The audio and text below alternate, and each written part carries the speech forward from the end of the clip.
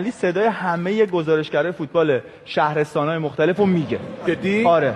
بارکالله. بریم اهواز ورزشگاه قدیر آقای نری موسی بفرمایید. با نام و یاد خدا جدال دو تیم فولاد و خوزستان پرسپولیس تهران در ورزشگاه قدیر اهواز. حالا فرصت برای پرسپولیس تهران خداوندلو این ضربه توپی که برمیگردونه. از اهواز میریم به اصفهان آقای جماعتی. بسم الله الرحمن الرحیم.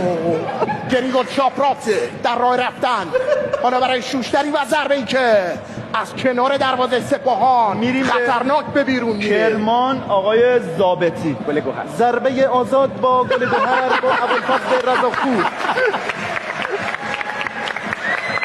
میریم از میشه ادامه بدم آقای ضابطی خیلی دوست دارم. خودش دوست داره اینو. اریک باگنما هم اونجا هست. فرصت و گل، یه سوپر گل، یه گل به خودی میزنه محمد رضا آزادی.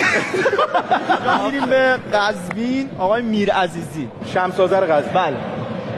علیازاد منش برای امیر محمد نسایی. موقعیت هست برای شمس و توپی که درون دروازه قرار میگیره. ماشاءالله. میریم مازندران آقای کلانتری. اگه نساجی اشتباه نکنم. مازندران. بله بله. عاشق این صدام یعنی خودم. برو بریم. میگفتن که امیر حسین زامدلیری برای فرداد زامهران، حالا کوین یامگا و ضربه سری که از کنار دروازه به بیرون میره. میریم به آبادان آقای عربزاده. طالب ریکانی، فرصت برای نفتی های آبادان. لوان پاچاچیان، فرصت برای نفتی های آبادان.